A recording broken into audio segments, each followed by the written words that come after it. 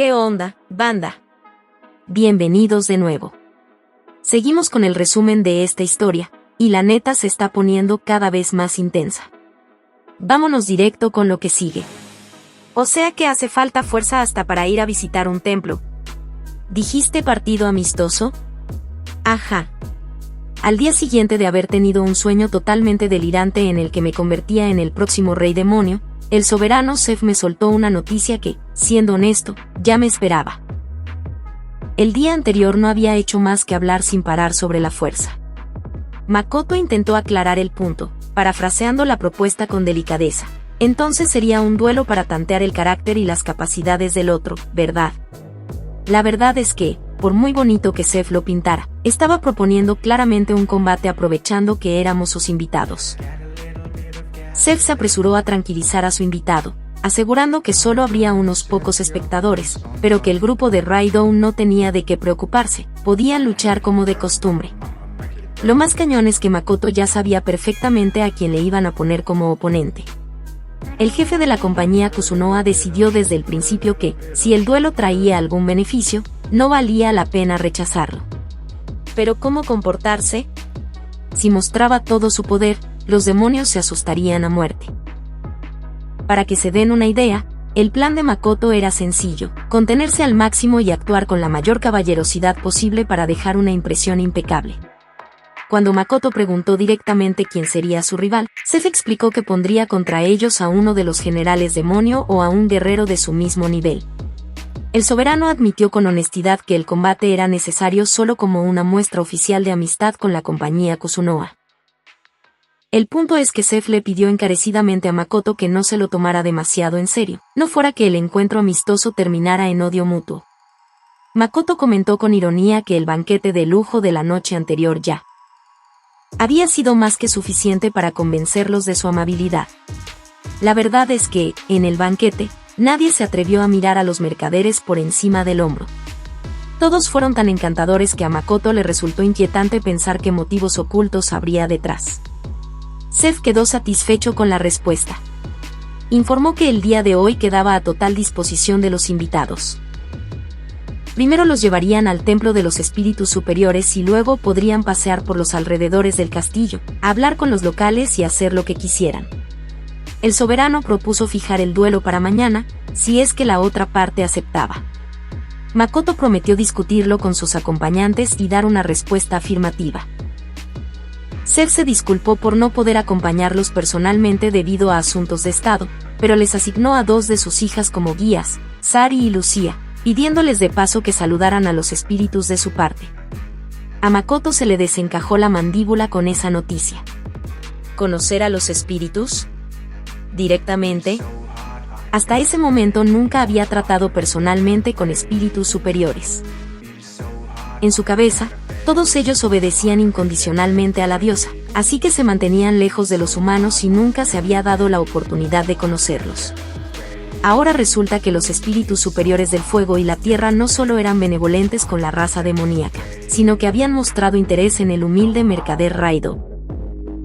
Makoto esperaba un viaje de presentación normal para hacer una oración, como en un santuario sintoísta japonés, pero ahora estaba nervioso, consciente de que la audiencia era un hecho. En ese momento, Rona, que actuaba como secretaria, entró en la habitación e informó a Seth de que tenía trabajo pendiente. Detrás de ella apareció Siki, avisando de que todo estaba listo para salir. El rey demonio se despidió cordialmente de Raidou, deseándoles un buen día en la capital, y se retiró junto con Rona. Ya a solas con su fiel sirviente, Makoto preguntó dónde estaba. «Mío». Siki respondió con una sonrisa que ella estaba explorando los alrededores del castillo, buscando puestos de comida que no hubiera visto el día anterior. Makoto apresuró a Siki, recordándole que las hijas de Seth ya los esperaban en la puerta principal. Lo más cañón es que Makoto decidió burlarse un poco de su asistente. Notando que Siki se cruzaba mucho con Rona últimamente, preguntó con una sonrisa burlona si acaso se habían vuelto más cercanos.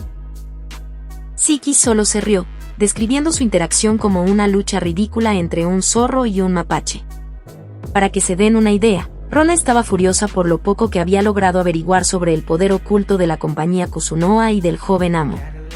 Resulta que su duelo intelectual, hasta el momento, no estaba siendo favorable para la demonio. Después, Makoto volvió al tema del combate amistoso.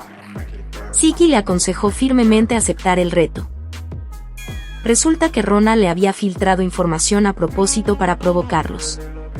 Los demonios están tanteando el terreno, pero sus objetivos no afectan en nada los intereses de Makoto. Así que Kusunoha puede quedarse tranquilamente con todos los beneficios y recompensas que Seth había preparado para el combate. Makoto aceptó, pero le ordenó estrictamente a Siki que vigilara a Mio, no fuera que en el calor de la batalla terminara destrozando al Yanrobaf si le tocaba enfrentarse a él. Mientras caminaban por las calles de la ciudad demoníaca, Makoto charlaba animadamente con sus jóvenes guías. La hija menor de Seth, Sari, parecía una niña de primaria y recordaba horrores a la pequeña Riñón de Tsuge. La verdad, Riñón había crecido bastante últimamente, convirtiéndose en toda una señorita, por lo que Sari, en comparación, parecía una bebé. Sin embargo, la forma de hablar de la hija del rey demonio era increíblemente madura, a la altura de una gobernante feudal experimentada. Makoto se sorprendió al pensar en lo rápido que maduraban los niños en este mundo cruel en comparación con él. Tranquilo Japón. Riñón, a sus 10 años, ya llevaba toda la contabilidad familiar, trabajaba y cargaba con todo el peso del hogar, mientras que Makoto, a esa edad, era un niño totalmente indefenso. Cuando Makoto mencionó que su empresa estaba volcando todos sus esfuerzos en desarrollar una cura para una maldición terrible, Sari le pidió educadamente que no fuera tan modesto y que les hablara con sencillez, sin tanta formalidad. Pero Makoto replicó con razón que no podía hablar con tanta confianza ante dos candidatas oficiales al trono del rey demonio. Con la segunda hija, Lucía, la comunicación era mucho más difícil. Esta chica alta, con mirada severa de militar, respondía a todos los comentarios de Makoto con una sonrisa forzada y estrictamente profesional que delataba una decepción evidente. En realidad, Lucía era alumna personal del general Yo, dominaba la lanza y la magia a la perfección, por lo que tener que cuidar a un mercader forastero la insultaba profundamente. Sin aguantar más, Lucía interrumpió las disculpas de Makoto sin rastro de su sonrisa falsa. Lo más cañón es que le soltó su desprecio a la cara. Lucía declaró que, aunque su padre y su mentorio habían reconocido la fuerza de Raido, ella no entendía por qué alguien que poseía semejante poder se comportaba de manera tan lastimera, escondiendo sus habilidades con cobardía y arrastrándose ante los demás. Según ella, el deber de cualquier guerrero verdaderamente fuerte es llevar su carga con orgullo y actuar con determinación, no fingir ser un debilucho. Sari intentó callar a su hermana mayor por grosera, pero Lucía ya no pudo frenarse. Declaró abiertamente que se negaba a creer en la derrota honesta del Granio a manos de semejante nulidad, y dio a entender que Raido seguramente había usado alguna artimaña sucia y vil contra su maestro. Makoto solo suspiró mentalmente. La verdad es que lanzar un golpe cohete devastador contra el gigante de 4 brazos Yo podría parecer un movimiento bastante peculiar visto desde fuera. Esperaba que el combate de mañana disipara fácilmente todas sus dudas. Pero entonces, el sensato hilo de pensamientos de Makoto fue interrumpido sin contemplaciones. Los debiluchos siempre ladran demasiado, sonó una voz gélida y quebradiza. Lucía se sobresaltó por la sorpresa y se giró bruscamente, exigiendo al insolente sirviente que repitiera lo dicho. Makoto se quedó helado. De detrás de la esquina apareció Mio como si nada, con ambas manos llenas de comida callejera y brochetas. Lo más cañón es que ni siquiera se molestó en tragar el bocado antes de poner en su lugar a la princesa demonio con dureza. Mio, con la actitud más arrogante posible, sentenció que Lucía no tenía ni el menor derecho a juzgar al gran joven amo, dado que ella misma era una absoluta nulidad sin una gota de fuerza real, y que lo único que tenía eran palabras vacías y pomposas. El punto es que, ante semejante descaro inaudito, Lucía empezó a temblar de una furia salvaje y sofocante. Makoto intercambió miradas de pánico con Siki, comprendiendo que si no callaba a Mio ahora mismo, el combate amistoso comenzaría allí mismo, en la plaza del mercado, y no quedaría piedra sobre piedra de la capital demoníaca. Makoto, sin embargo, intuía que toda aquella escena desprendía una artificialidad sospechosa. La verdad es que, en momentos así, lo mejor es dar un paso atrás mentalmente y ampliar el campo de visión para no meter la pata actuando solo por reflejos. su mirada se posó en Sari. La princesa menor estaba demasiado callada. Era extraño que se limitara a un intento fugaz y débil de calmar a su hermana. ¿Era toda aquella disputa un simple teatro? ¿O quizás Lucía era sincera en su ira mientras Sari tramaba algo retorcido en paralelo? Dado que sus modales recordaban muchísimo a los de la astuta Rona, esa posibilidad era más que probable. Makoto se hizo una nota mental. Lo principal era asegurarse de que Mio no se pasara de la raya. Mientras tanto, Lucía ya estaba literalmente hirviendo de furia. Con un tono tembloroso por la ofensa, soltó que desde pequeña, sin descanso, se había entrenado bajo la tutela de los generales Sio y Reft. ¿Y ahora una simple criada se atrevía a llamarla debilucha? Si Mio no se retractaba, la princesa lo tomaría como un insulto oficial a toda la familia real. Makoto se convenció de que Sari estaba usando la ira de su hermana en su propio beneficio. No podía dejar que la situación siguiera su curso.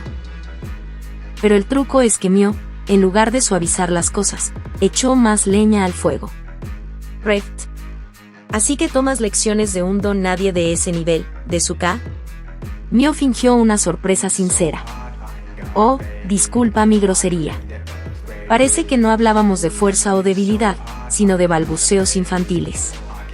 Fui inmadura. Está bien, retiro mis palabras, de Suwa. O sea que sigues burlándote. Lucía agarró la empuñadura de su arma.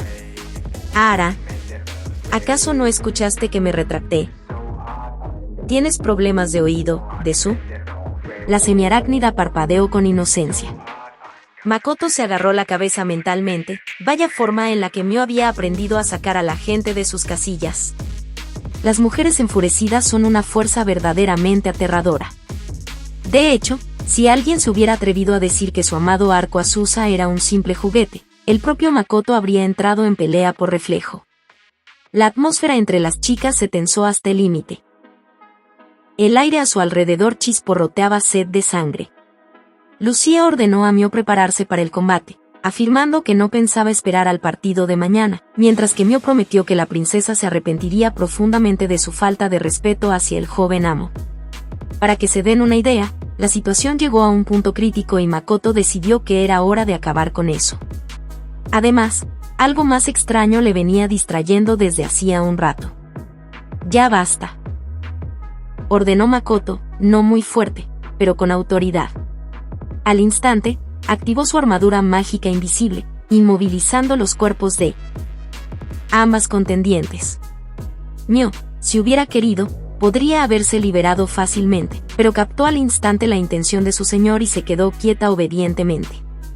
Pero Lucía, no solo no podía mover ni un dedo, sino que entró en estado de shock, sin entender qué fuerza desconocida la había paralizado justo cuando intentaba desenvainar. Makoto se disculpó con calma ante las hermanas por la brusquedad de su acompañante y añadió secamente que no tenía sentido armar un escándalo en medio de la capital. La compañía Kusunoha participaría en el partido de mañana de todos modos, así que Lucía debía guardar sus energías. Pero lo más importante era otra cosa. Makoto pidió a las princesas que observaran los dos templos majestuosos de los espíritus superiores que estaban cerca. Preguntó directamente si aquellos santuarios siempre se veían así. Las princesas siguieron la dirección de su dedo y sus rostros palidecieron de golpe por la sorpresa. El detalle es que todo el espacio alrededor de los templos vibraba de forma antinatural, ondulando como si le hubieran puesto un filtro de edición barato a la realidad. Makoto al principio pensó que para la morada de los espíritus superiores aquello era normal, pero la reacción violenta de sus guías decía lo contrario. Sari y Lucía gritaron al unísono, confesando que era la primera vez en sus vidas que veían tal anomalía. Makoto aflojó la presión de su armadura, soltándolas, y se giró hacia su experto principal. Siki, ¿qué opinas? Detecto claramente una concentración colosal de energía de los espíritus, joven amo, informó Siki de inmediato. Las fuerzas del fuego y la tierra se enfurecen como si compitieran ferozmente, reconfigurando literalmente el espacio circundante. No puedo precisar la causa exacta todavía. La situación se ponía fea. Si esto estuviera pasando en un lugar remoto, bueno, pero esta tormenta mágica se desplegaba justo en el centro de una metrópoli densamente poblada. Makoto sugirió razonablemente regresar al palacio para informar a Seth, pero las hermanas demonios se opusieron tajantemente. Sari, tras cruzar una mirada con Lucía, declaró decidida que, como herederas del rey demonio, garantizaban la seguridad de sus invitados, pero que estaban obligadas a entrar personalmente en la zona anómala para investigar. Le pidió ayuda a Makoto. Lucía apoyó fervientemente a su hermana menor, añadiendo que aquello sería su redención por su reciente rudeza y prometió proteger a los mercaderes a costa de su propia vida. Makoto intentó objetar, ya que lo lógico habría sido llamar al ejército regular, pero Sari presentó un argumento de peso: en la distorsión mágica no se veían habitantes comunes. El templo de los espíritus superiores era un lugar muy popular, y el hecho de que no hubiera ni un alma a plena luz del día indicaba un sabotaje meticulosamente planeado. Además, solo un círculo muy limitado de personas sabía de la visita del grupo de Raido precisamente hoy. Lucía añadió que aquella locura podría ser una prueba secreta del propio Seth. Makoto dudaba. Por un lado, meterse en un posible golpe de estado o problemas con los espíritus no le hacía ninguna gracia. Olía a problemas graves. Por otro, ayudar a las princesas prometía grandes dividendos políticos. Y entonces, Siki tomó la palabra de forma inesperada. Dando un paso adelante, con un tono compasivo y sorprendentemente humano, dijo que si ciudadanos inocentes se veían envueltos en esto, ocurriría una tragedia irreparable. Según él, el deber de la compañía Kusunoha era apoyar el noble deseo de las princesas de salvar a su pueblo y proteger la vida de los ciudadanos. Makoto parpadeó de asombro. Para que se den una idea, discursos tan moralistas no eran para nada el estilo de Siki. Para él, al igual que para Mio, los demonios comunes nunca valieron más que la mugre del camino, como habían demostrado todas sus conversaciones cínicas anteriores. Y de pronto, aquel raudal de humanidad. Mio también se quedó de piedra ante el giro.